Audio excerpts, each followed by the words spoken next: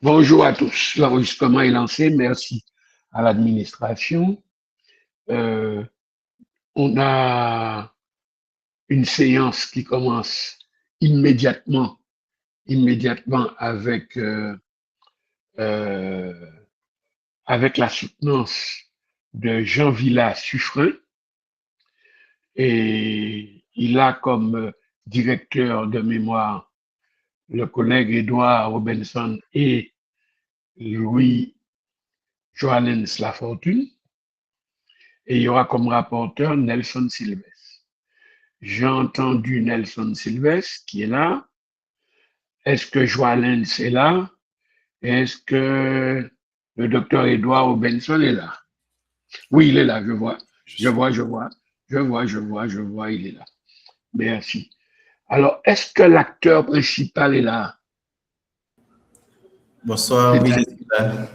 Monsieur Suffren Villa, il est là. Voilà. Alors, Suffren, j'ai vu Joannens présent, tout le monde est là. Donc, on peut commencer rapidement. Alors, Villa avait à traiter du sujet suivant: impact de la technologie sur la gestion des établissements scolaires soutenus par des organisations de la société civile. Il va explorer le cas de la commune de Jérémie. Donc, Villa, tu as la parole pour 10 minutes. Merci, Monsieur le Président. Monsieur le Président du jury, honorables membres du jury, mes infatigables encadrants, Dr Robertson Edouard et professeur Joannens Lafortune. C'est un grand honneur pour moi de vous présenter aujourd'hui mon travail de recherche portant sur la technologie sur la gestion des établissements scolaires dans la commune de Jérémie entre 2023 et 2025. Afin de vous guider à travers notre démarche intellectuelle et de répondre précisément à nos questions de recherche, notre présentation s'articulera autour de 4 grands moments que vous pouvez voir à l'écran, à savoir la problématique, le cadre méthodologique de cette recherche, l'analyse des résultats, ainsi que la conclusion. Maintenant, à l'échelle mondiale, les technologies de l'information et de la communication modernisent en profondeur la gestion éducative. Cependant, dans les pays en développement comme Haïti, cette dynamique se à des défis structurels et majeurs. Face aux carences étatiques, les organisations de la société civile interviennent de plus en plus comme partenaires pour introduire ces outils numériques. Face à ce constat global et national, nous avons choisi de circonscrire précisément notre recherche autour d'un sujet, de territoire et d'une temporalité bien définie: l'impact des TIC sur la gestion des établissements scolaires soutenus par des OSC dans la commune de Jérémie, période 2023-2025. Cette délimitation géographique et temporelle prend tout son sens lorsqu'on analyse de près la justification pratique et l'urgence d'une telle étude sur le terrain à Jérémie. La gestion des écoles à Jérémie reste largement traditionnelle, dominée par les cycles papier des dossiers d'élèves non informatisés, limitant l'efficacité et la transparence. Comprendre le rôle des OSC dans l'introduction du numérique permet d'évaluer la pertinence et la viabilité de ces interventions. Ce contraste saisissant entre la méthode traditionnelle et l'élan numérique nous a conduit à formuler les questions fondamentales de notre recherche. Comment l'éthique influence-t-il l'efficacité de la gestion scolaire à Jérémie? L'utilisation d'éthique avec l'appui des OSC influence-t-elle la gestion des établissements scolaires? Si oui, de quelle manière l'éthique et les OSC influencent-elles concrètement cette gestion? Afin de structurer nos réponses face à ces interrogations, nous nous sommes fixés un cap méthodologique rigoureux guidé par un objectif précis: analyser l'impact des TIC et des OSC sur la modélisation de la gestion des établissements scolaires de la commune de Jérémie durant la période 2023-2025. En réponse à cet objectif et sur la base de nos premières observations de terrain, nous avons formulé une hypothèse de travail centrale. L'introduction des TIC par les OSC améliore temporairement la performance organisationnelle des écoles de Jérémie.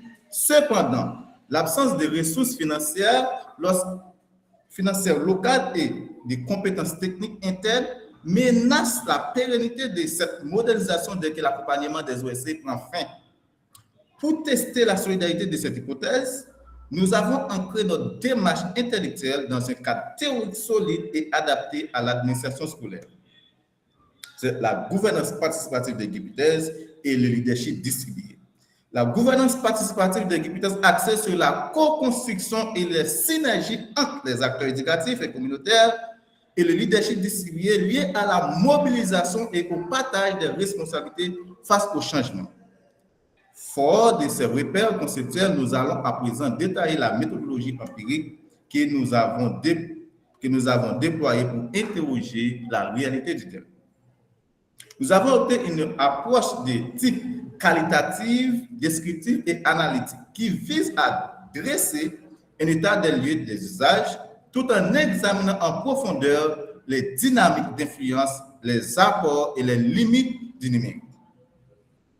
Nous avons un échantillon de groupes d'acteurs clés de l'éducation à Jérémie codifié pour l'anonymat, comprenant 16 participants, 3 responsables d'école, 12 enseignants et 1 responsable OSC.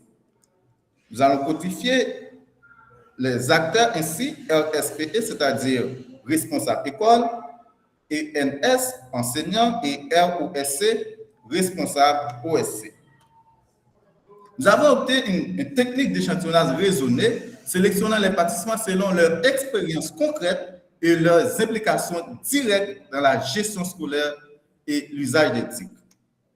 Maintenant, pour collecter et traiter les données issues de cet échantillon de manière scientifique, nous avons mobilisé un ensemble d'outils rigoureux. Par exemple, des entretiens semi-directifs et observations directes sur le terrain, selon 3 grandes dimensions administratives, pédagogiques et infrastructurelles. Comment nous analysons et traitons les données? Une analyse systématique des contenus via logiciels Kida Mineur, Excel et analyse croisée des discours. L'analyse de ces données qualitatives a mis en lumière des résultats extrêmement contrastés que nous allons examiner en commençant par les progrès immédiats.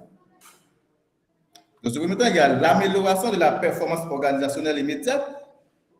L'appui matériel des OSC génère des effets positifs directs, notamment par des dotations informatiques, l'accès ponctuel à Internet et l'automatisation de la gestion des notes et de la tenue des fichiers d'élèves, comme nous pouvons voir dans les figures D et 3 dans le chapitre 3. En ce sens, cela répond exactement à notre question de recherche. Si ces améliorations technologiques initiales sont indéniables, nos analyses révèlent cependant un décalage critique au niveau du facteur humain. Notre enquête révèle un écart important entre la mise à la disposition des outils technologiques par les OSC et les compétences numériques réelles du corps enseignant, c'est-à-dire manque de formation continue certifiée en TIC, comme nous pouvons voir dans la figure 1. Les diagnostics techniques confirment que l'accès déficient et instable à l'électricité demeure le principal obstacle structurel bloquant une numérisation fluide et durable des établissements de la commune. Comme troisième résultat, il y a menace l'autonomie et la pérennité. L'analyse comparative montre une faible projection d'autonomie des établissements en cas de retrait soudain de l'OSC, confirmant la forte dépendance financière et technique des structures scolaires vis-à-vis des partenaires externes, comme nous pouvons voir dans la figure 4. L'ensemble de ces constats nous amène à la conclusion générale de notre étude, ainsi qu'à la formulation des recommandations opérationnelles pour l'avenir. Cette étude fournit un diagnostic clair et contextualisé des réalités de la transition numérique dans la Grand'Anse, particulièrement dans la commune de Jérémie. Elle démontre que l'outil technologique seul ne suffit pas L'innovation éducative est un écosystème qui exige une articulation étroite entre infrastructures, compétences humaines et gouvernance locale. En ce sens, nous pouvons dire que notre hypothèse est pleinement validée. Les TIC améliorent bel et bien l'efficacité administrative à court terme grâce aux OSC, mais la pérennité de cette modernisation est directement mise en péril par le manque de compétences internes et l'absence de relais financier autonome après le retrait des partenaires.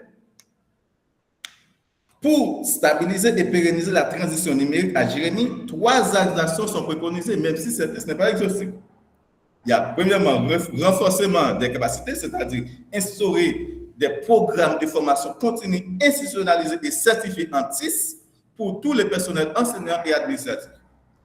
Autonomie énergétique, c'est-à-dire investir prioritairement dans des infrastructures énergétiques alternatives durables, et institutionnalisation, c'est-à-dire structurer des partenaires publics-privés, ce qu'on appelle PPP, solides et durables sous la supervision du ministère de l'Éducation nationale, de la formation professionnelle, pour officialiser et pérenniser l'intégration du numérique. Monsieur le Président, c'est sur ces recommandations concrètes et opérationnelles que s'achève ma présentation. Je vous remercie chaleureusement pour votre attention et je suis désormais pleinement à votre disposition pour échanger et vos questions. Merci, Villa, d'avoir respecté les délais. Merci pour ton exposé très, très clair, très ponctué. Donc, comme nous sommes cette fois nous sommes 4 à devoir parler, je ne vais pas garder la parole longtemps, je vais passer directement déjà la parole au rapporteur qui est le docteur Nelson Sylvestre. Ton micro est fermé, Nelson. Ton micro est fermé. Merci, docteur Célimène, pour m'avoir passé la parole. Et je salue mon ami Robertson Edouard. C'est Robertson. Parfois, on a tendance à dire Robinson. C'est Robertson Edouard et qui nous a gratifié sa présence pour cette soutenance, mais pas pour cette soutenance, à la vérité, également pour l'encadrement donné, appuyé à Jean Villa. Et d'ailleurs, même dans le projet avec IUS, avec l'Université Laval. Et je salue également Louis-Joalin Lafortune pour son encadrement également. Et en disant cela, je voudrais premièrement attirer l'attention de Jean Villa sur un fait que Louis-Joalin ne va pas m'en vouloir. Et il faut, dans le texte, dire sous la direction de Dr Robertson Edouard, premièrement, et ensuite, Maître Louis-Joalin Lafortune. C'est important de préciser ça. Donc, il y a un ordre à mettre. Donc, c'est une première correction que je te demanderai de faire dans le document final. C'est bon? OK. Et parce qu'à l'IUS, nous accordons, nous respectons cet ordre de priorité. Et c'est un élément de motivation également. Ensuite, je vois que tu nous présentes un mémoire que je dirais rétroalimenté. Parce que dans le texte et également dans le titre du sujet, je vois une rétroalimentation. Parce que quand on parle de technologie, gestion des établissements scolaires, et ensuite on parle des organisations de la société civile, eh bien, nous sommes dans un rapport de rétroalimentation. Comment parler des établissements scolaires et de leur gestion sans l'usage de la technologie? Bon, parlant d'Haïti, et particulièrement de la commune de Jérémie, je pense que les organisations de la société civile jouent un rôle important. Donc, si ces organisations accompagnent les établissements scolaires, je pense que c'est bien. Donc, tu vois, tu présentes un sujet qui se trouve à un carrefour très, très intéressant par rapport à cette thématique. Maintenant, dans ton texte, parce que nous faisons ça à 2 niveaux, un premier niveau, c'est le niveau de la forme, et puis ensuite, on pourra dire un mot sur le fond. Il y a des points forts, il y a assez de points forts dans ton travail. Je vois que c'est un texte bien écrit. Il y a très peu de problèmes de type orthographique, syntaxique, sémantique, de grammaire en général. Il y en a très peu. Je ne vais même pas m'attarder à cela. Et comme je l'ai toujours conseillé aux étudiants, de lire les textes mot par mot, phrase par phrase, paragraphe par paragraphe et le texte entier. C'est le devoir de tout auteur. Donc, il faudra revoir ça. Même quand je sais que, en général, les étudiants donnent pas mal de tracas aux encadreurs pour des corrections. On dit que le style est personnel, mais quand le style est contrarié par les aspects de langue, ça devient vraiment difficile. Mais je vois que c'est un texte acceptable, très acceptable de ce point de vue. Mais, autre élément de forme, je vois qu'il y a une perte d'homogénéisation dans les titres. Qu'est-ce que j'entends par cela?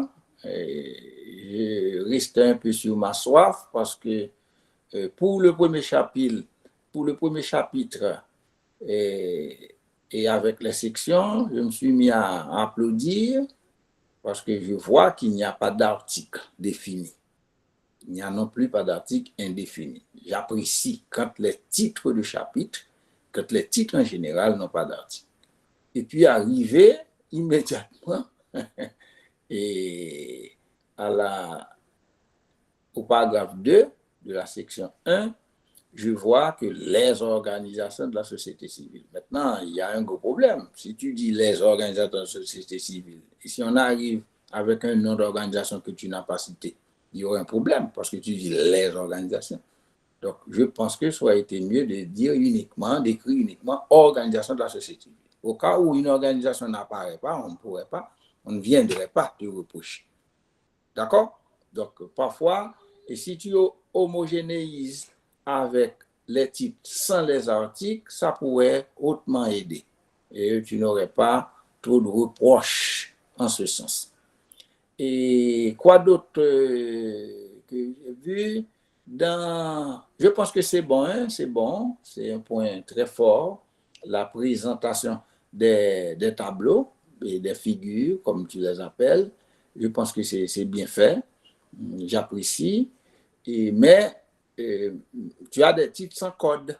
Il y a des titres sans code. Par exemple, à la page 12, je vois tu écris l'intégration des TIC dans la gestion des établissements. Donc, je ne sais pas repérer ce titre-là, si c'est un paragraphe ou un paragraphe de titre, si c'est un paragraphe, si c'est une section ou c'est un chapitre. Donc, quand on a un titre, la plupart du temps, selon le canevas de l'IUS, il faut prendre son temps pour au moins que le titre ait des codes.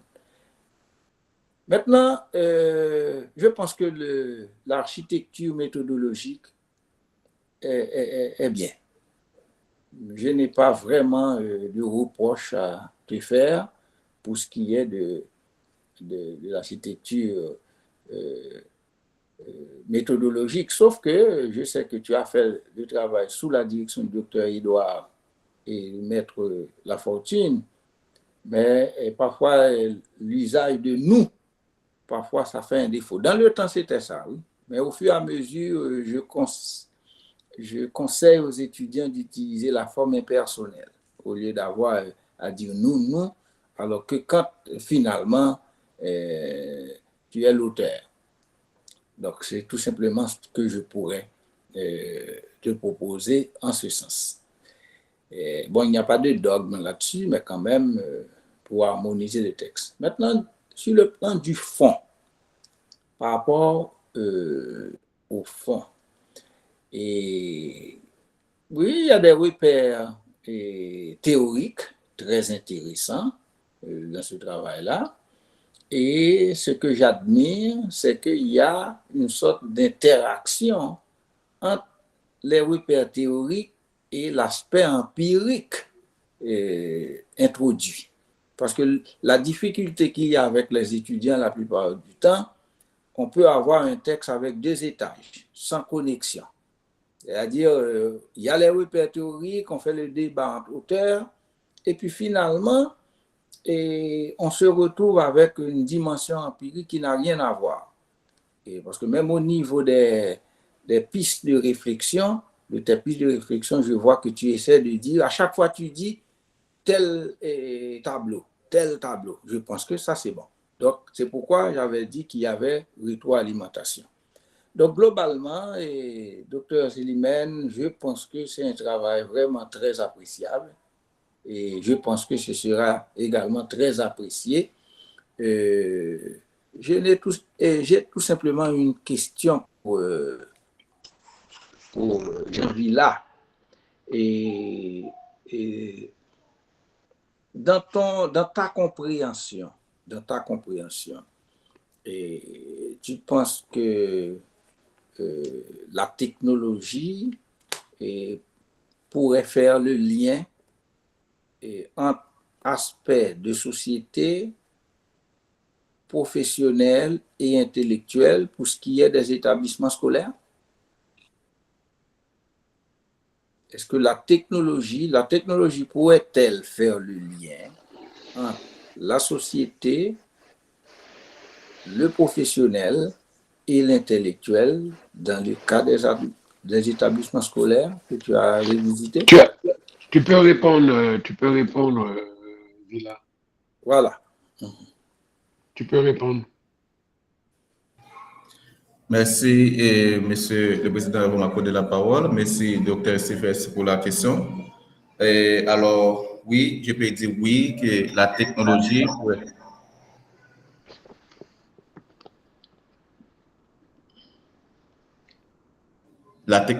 pourrait vraiment moderniser la gestion des établissements scolaires en ce qui concerne l'aspect sociétal ou encore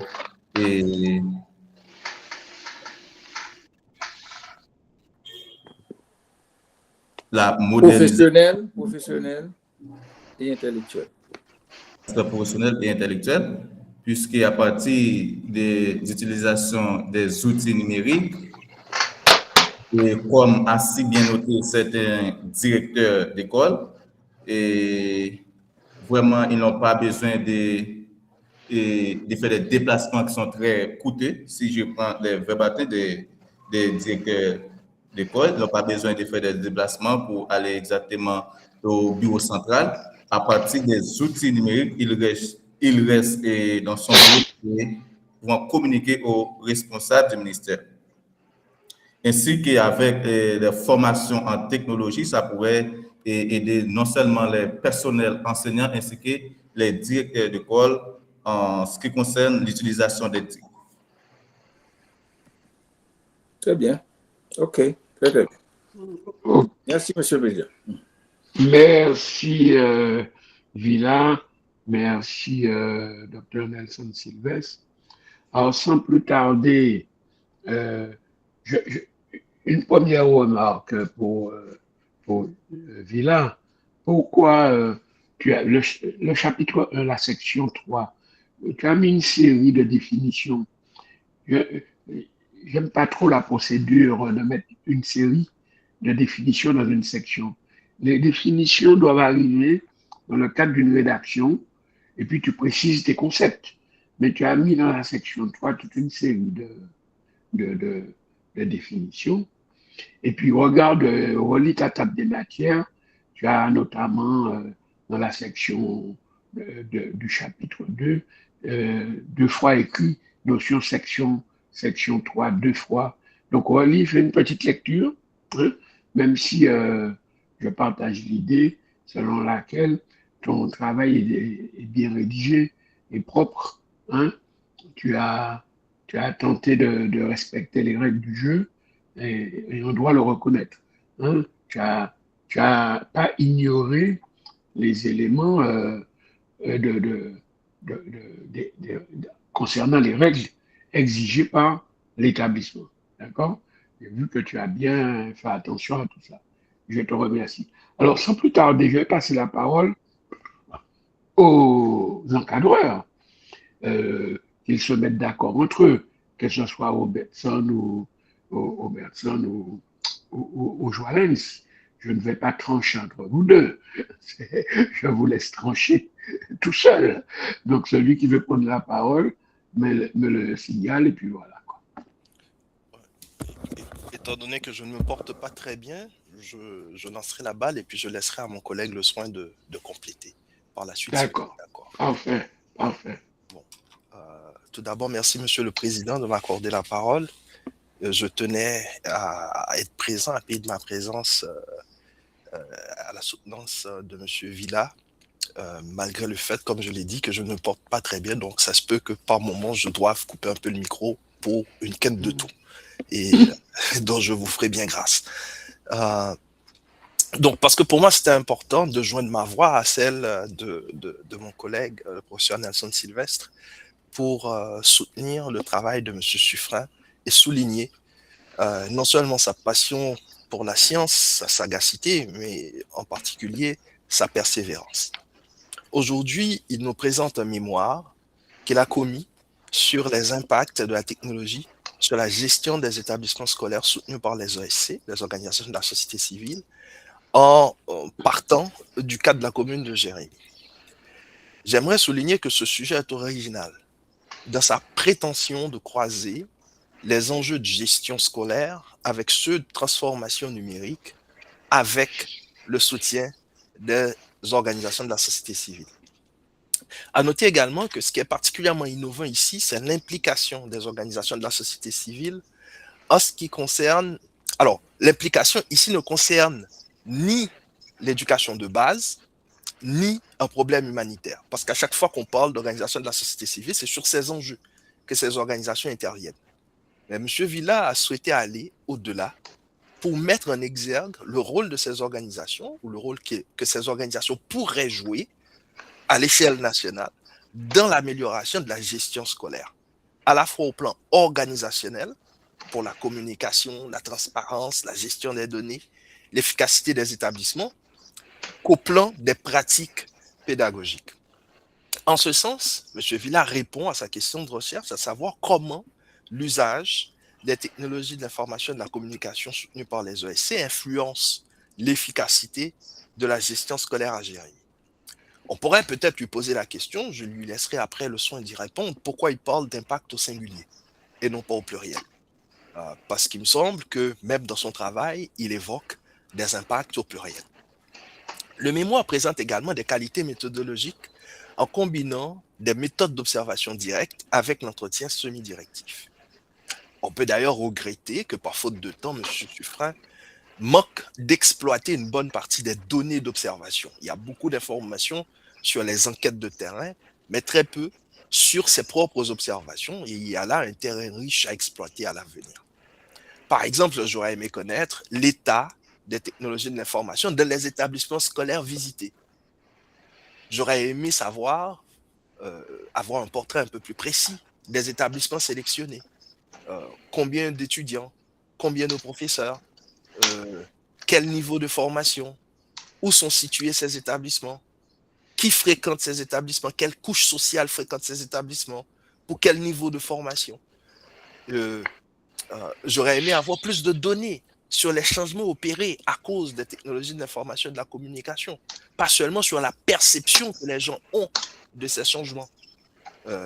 J'aurais aimé savoir quelle réduction, par exemple, de taux d'erreur dans les palmarès est due grâce à l'implantation des technologies de la communication dans la gestion scolaire de ces établissements-là. Quel gain de temps de travail par professeur et par semaine. Donc, vous voyez, M. Villa permet d'aborder un grand nombre de sujets d'importance dans la gestion scolaire, ce qui justifie la pertinence du mémoire qu'il nous propose pour la discipline des sciences de l'éducation. Donc, malgré ces limites que j'ai soulignées il y a un moment, le travail de M. Suffren pose des questions d'intérêt scientifique, méthodologique et social qu'il gagnerait à creuser dans les prochaines années. Évidemment, peut-être dans des études de maîtrise que je recommande. Merci, Monsieur le Président.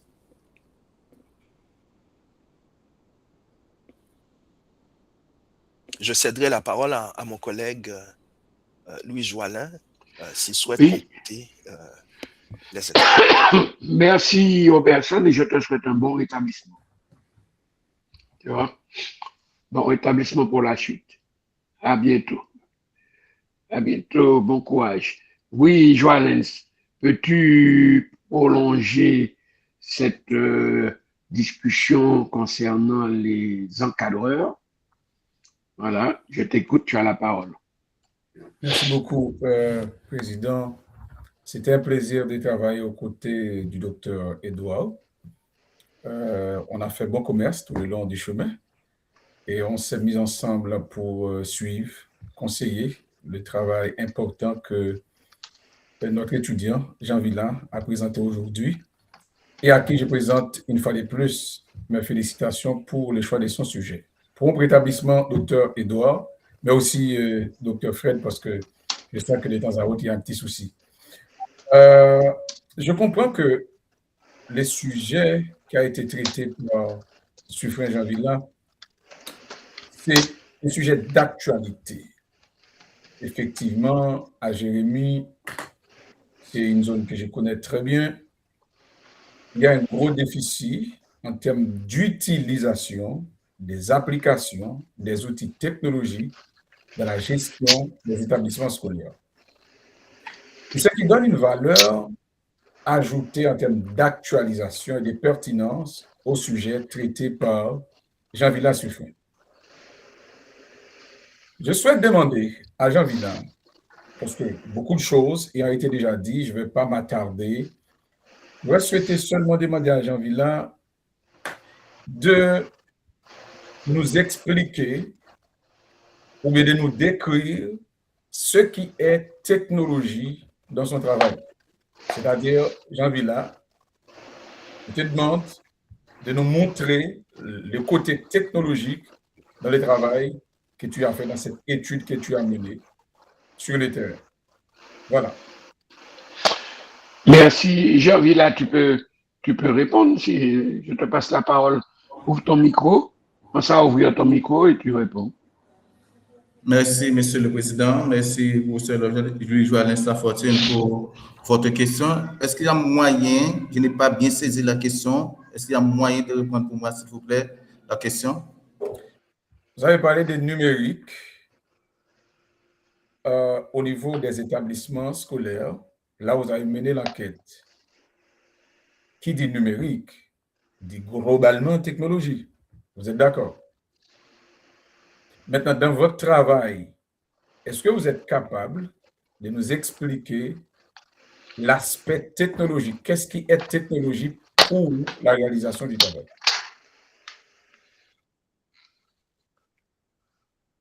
Vous ne comprenez pas la question? Je reprends pour toi. Est-ce que vous avez utilisé des applications, vous avez utilisé de l'Internet, vous avez utilisé des,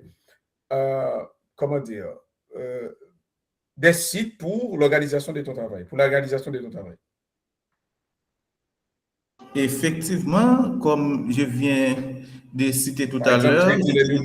Par exemple, traiter les données, collecter les données. Est-ce que c'était un travail qui a été assisté par ordinateur? Qu'est-ce qu'il y a de technologie là-dedans? Merci, vraiment. Alors, vraiment, j'utilise la technologie, par exemple, comme je viens de citer tout à l'heure, pour l'analyse des données, j'utilise les logiciels Kidaminer et Excel. Ça fait partie de la technologie. Et pour l'entretien, et vraiment, honnêtement, je n'ai pas eu l'occasion de rencontrer le responsable de l'OSC en présentiel, le responsable de l'OSC. Il m'a dit vraiment de préparer ça sur Google Forms. En utilisant Google Forms, alors, à mon avis, j'utilise la technologie. OK. Merci beaucoup, Jamila. L'idée, c'était, en parlant du numérique, est-ce que toi-même, tu as utilisé les numériques? C'est seulement l'idée de la question. Merci beaucoup, Monsieur le Président. Président, ton micro est fermé, apparemment. Merci, Joalens, merci. Oui, Villa, est-ce que tu as un autre niveau de réponse à apporter là? Est-ce que tu veux ajouter quelque chose? Ton micro est fermé, Villa. Ton micro est fermé. Ton micro est fermé. Merci. Merci. Et merci, Monsieur le Président. Et vraiment, je tiens à remercier Monsieur le Président et du jury, honorable membre du jury. Je vous remercie pour votre attention. Non, par rapport à la question à laquelle tu as répondu, j'avais comme l'impression que tu n'avais pas complètement répondu. Je vais te passer la parole tout à l'heure, en dernier. C'est comme, les soutenances, c'est comme au tribunal. C'est le défenseur qui a droit à la parole en dernier. Donc tu auras la parole en dernier. Mais je vais te passer la parole de nouveau. Alors, il y a le docteur Robertson qui veut ajouter quelque chose.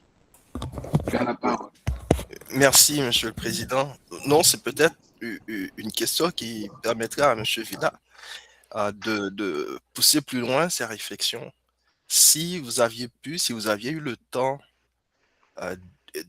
d'analyser les données d'observation autant que vous l'auriez souhaité, qu'est-ce qu'on aurait appris d'autre à partir de vos observations de terrain sur ces impacts-là et sur les limites de ces impacts en termes de pérennité? Est-ce que la question est claire? Non? Je peux la reprendre. Si vous avez eu le temps d'étudier un peu plus les données d'observation de terrain, ce que vous avez vu là quand vous avez été dans les écoles, en termes d'implantation du numérique dans les écoles, quelles informations supplémentaires ça aurait pu vous permettre d'ajouter aux mémoires dans la compréhension des impacts du numérique dans la gestion des établissements scolaires? Merci, Dr. Robertson. Et vraiment, ça a vraiment constitué une limite de notre recherche. C'est l'aspect, ça pourrait ajouter un aspect qualitatif dans notre recherche. Et en basant sur la grille d'observation qui vraiment à des informations qualitatives ou encore l'état des outils fournis par des OSC. Ça pourrait ajouter, si on voulait travailler sur une méthode ou encore une approche mixte, et les observations pour les grilles d'observation nous permettront d'avoir des données qualitatives aussi.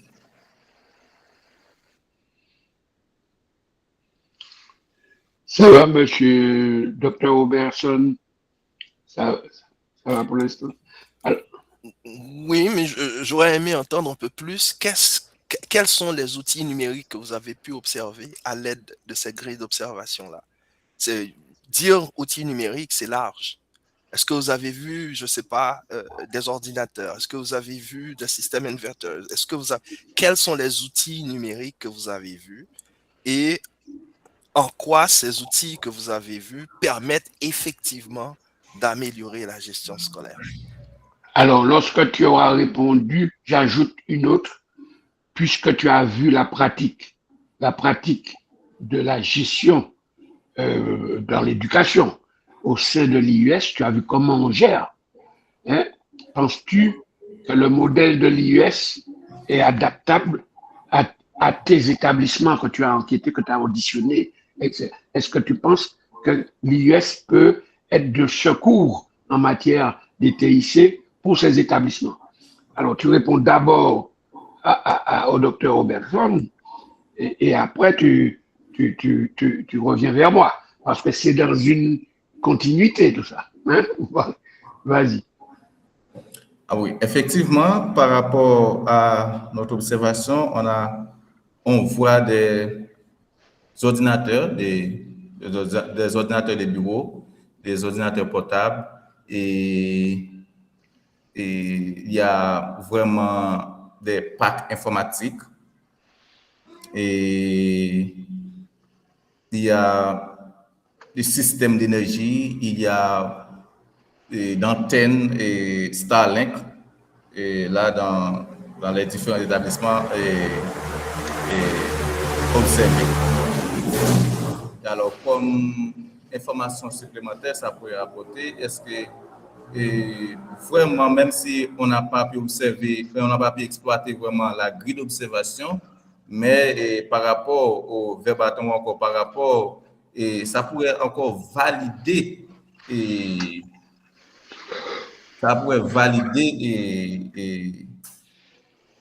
les informations des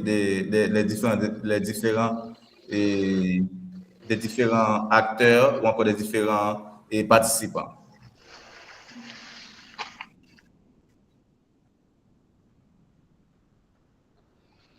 Eh bien, ensuite, je ne sais pas si tu as terminé avec le docteur Robertson, mais c'est bon, dit-il, mais dans la foulée, moi, je t'ai posé une question. Oui, effectivement, par rapport à la plateforme de l'US, alors je peux prendre les paroles d'un intervenant, qui dit, alors il voulait une plateforme là où les élèves peuvent suivre des cours en ligne lorsqu'il n'y a pas possibilité de débat. C'est en ce sens que je peux répondre à votre question, Monsieur le Président, pour dire que là, comme on le fait à l'UIS, ça peut aider ces établissements-là via l'utilisation des TIC, encore de ces plateformes que vous utilisez. Alors, merci, mais tu sais que tu as été à l'IUS, tu sais qu'à l'IUS, c'est pas seulement notre plateforme ne sert pas seulement à faire le cours en distanciel. La plateforme permet de faire beaucoup d'autres choses. Hein? Si tu regardes bien, beaucoup d'autres choses que nous utilisons avec les étudiants. Donc, nous avons cette possibilité et c'est dans ce cadre-là qu'il y a ce travail d'incubateur qui a été lancé au sein de l'IUS hein, avec les étudiants en informatique, hein, les étudiants d'informatique de L3, L4 et Master 1 éventuellement. Et on fait beaucoup plus que juste une connexion, parce que Zoom sait faire ça, une connexion à distance pour écouter un cours. Mais la plateforme de l'IUS, c'est beaucoup plus d'autres choses, quoi, qui seraient effectivement adaptées au regard de ton mémoire, adaptées à certains établissements que tu as auditionnés, pour ne pas dire à tous les établissements que tu as enquêtés. D'accord? Donc voilà, je ne sais pas si les autres membres du jury, parce que nous arrivons au terme de notre soutenance, je ne sais pas s'il y a un membre du jury qui va ajouter quelque chose. De mon côté, ça va. Très bien, Nelson. Pratiquement, je te dis, selon moi, je n'ai vraiment plus rien à ajouter, puisque c'est clair pour moi. D'accord, Valence. Docteur Robertson. Seulement un dernier commentaire. Ça, c'est pour l'avenir, Monsieur Suffren. Il faudrait peut-être mettre l'accent non seulement sur les hardware, donc les dispositifs physiques que l'on voit là en termes de technologie, mais aussi sur les software. Parce que c'est davantage les software qui influencent la gestion des établissements scolaires. Et au-delà des software, il y a aussi des communautés de pratique.